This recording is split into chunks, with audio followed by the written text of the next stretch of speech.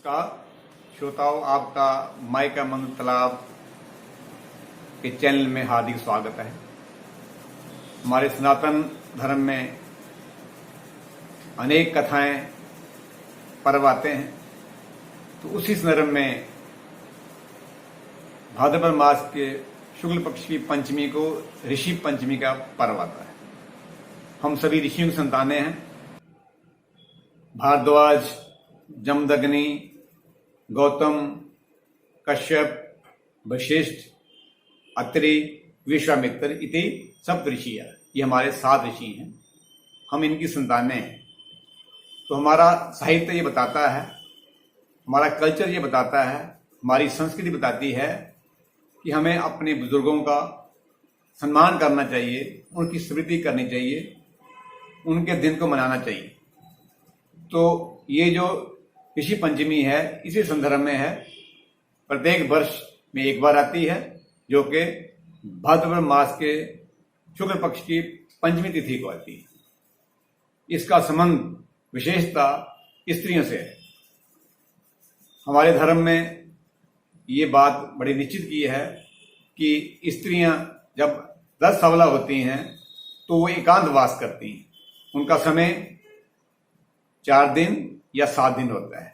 जब वो इस स्वरूप में होती हैं तो एकांत में रहती हैं, यानी कि क्वारंटाइन बोलते हैं। ये साइंटिफिक भी है। उन दिनों वो किसी के सामने नहीं आती, उनको भोजन वहां व्यवस्था की जाती है। 4 दिन के बाद या 7 दिन के बाद वो स्नान करके शुद्ध वस्त्र पहन के और अपने वस्त्रों को साफ करके फिर जो है वो परिवार में सम्मिलित होती हैं। तो ये उनके लिए विशेष है, क्योंकि उसमें कई बार जाने अनजाने से गलती हो जाती है, तो उसमें दोष आता है। तो उस दोष निवृत्ति के लिए ये व्रत है। विधि क्या है?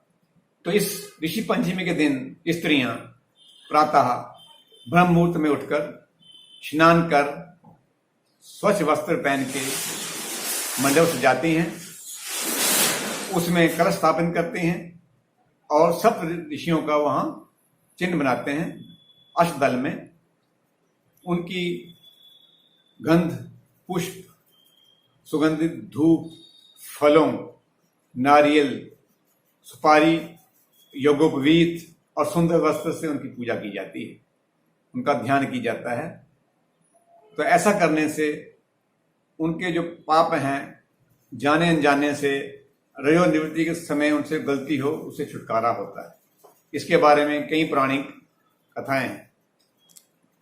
पूजन स्थल पर गाय का गोबर लेपते हैं, सप्त ऋषियों की मूर्ति रखते हैं और अरुंधति माता का विशेष पूजन करते हैं। देवी अरुंधति की प्रतिमा बनाते हैं, उनको कुमकुम चढ़ाते हैं।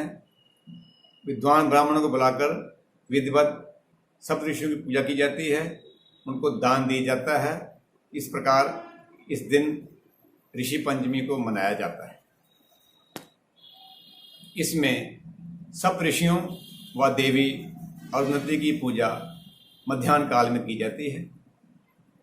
उसमें कलश रखा जाता है, कुमकुम लगाया जाता है, सुंदर वस्त्र रखे जाते हैं और प्रार्थना की जाती है, हे ऋषियों, मुझसे जो जाने अनजाने गलती हुई हो उसे आप क्षमा करें। वृद्धावस्था आने पर अर्थात रजो निवृत्ति के बाद स्त्रियां इसका उद्यापन करती हैं।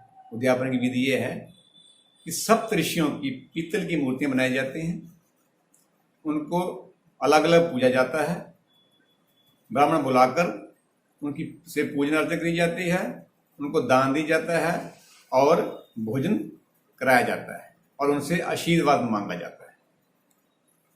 इसमें जो ऋषियों के स्थान पर उनके प्रतिनिधि के रूप में ब्राह्मणों को बुलाया जाता है, उनका ऋषि स्वरूप माना जाता है। कथा इस प्रकार है कि एक बार इंद्र से वज्रासुर की हत्या हो गई थी।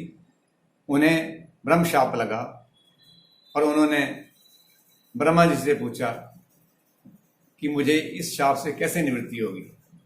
तब ब्रह्मा जी ने बताया कि 4 भाग ब्रह्मा जी ने कर दिए। एक भाग पर्वत, दूसरा भाग जो जल नदियों में बहता है, तीसरा भाग अग्नि और चौथा भाग स्त्रियों के रज में। इस प्रकार इंद्र को उस दोष से मुक्त कर दिया। इस प्रकार और भी कई पौराणिक कथाएं हैं। ब्रह्मा जी ने इंद्र को विधि बताई, उससे उनकी ब्रह्म हत्या से दोष मुक्त हुए। एक और पौराणिक कथा है कि विदर्भ देश में एक राजा शतांशु हुए। उनके राज्य में उत्तक नाम के एक महान विद्वान ब्राह्मण थे। उनकी स्त्री सुशीला थी, उनकी एक कन्या और एक बेटा था। तो कन्या का शादी कर दी गई। कुछ समय के बाद वो विधवा हो गई। तो कन्या की माता ने अपने पति उत्तक ऋषि से पूछा, हे प्रभु, मेरी कन्या ने इस काल में कोई गलत कार्य नहीं किया, तो उसे किस पाप वश ये कष्ट मिला? तो उत्तक ने ध्यान में जाकर देखा, अपनी पत्नी ने बताया कि इस कन्या ने ऋषि पंचमी का व्रत नहीं किया। इसने अपने रजोदोष के समय में बर्तनों को स्पर्श कर लिया, जो कि शास्त्र में निषिद्ध है। उस दोष से ये विधवा हुई और रज सबला समय में उत्तर ऋषि ने योग में देखा कि इस कन्या ने अपने रज सबला दिनों में बर्तनों स्पर्श कर लिया, जो कि निषिद्ध होता है। उस पाप बस ये विधवा हुई और इसके शरीर पर कीट हो गए, कीड़े चलने पड़ गए। तो पुराण में कहा है कि उत्तर ऋषि ने बताया है, कन्या, जब भाद्र मास के शुक्ल पक्ष की पंचमी ऋषि तिथि आएगी, उस दिन इस व्रत को करे, दिन को पूजन करे, ऋषियों का स्मरण करे, उनसे प्रायश्चित करे। अर्थात ये व्रत प्रायश्चित का है। किए हुए कर्मों का फल मिलता है अगर प्रायश्चित किया जाए। वो करे तो इसके दोष नष्ट होंगे और अगले जन्म में इसे अच्छा पति मिलेगा और उस लोक में सारे सुखों भोग कर भगवान के लोक जाएगी। तो पुराण में वर्णित है कि उस उत्तक ऋषि की कन्या ने भाद्रपद मास के शुक्ल पक्ष की पंचमी को, ऋषि पंचमी वाले दिन इस व्रत को किया, प्रायश्चित किया, तो उसका काया जो है कंचन जैसी काया हुई, अच्छा वर मिला, संसारिक सारे सुख भोगे। उसके बाद वो विष्णु लोक को गई। इस प्रकार ये ऋषि पंचमी का व्रत है, जिसको करने से जो स्त्रियों के विशेष करके जो रजोगुण दोष होते हैं वो समाप्त होते हैं और वो इससे निवृत्त होकर सारे सुखों को पाके अगले जन्म में भगवान के लोक को जाती हैं। शंकर भगवान की जय। नमस्कार।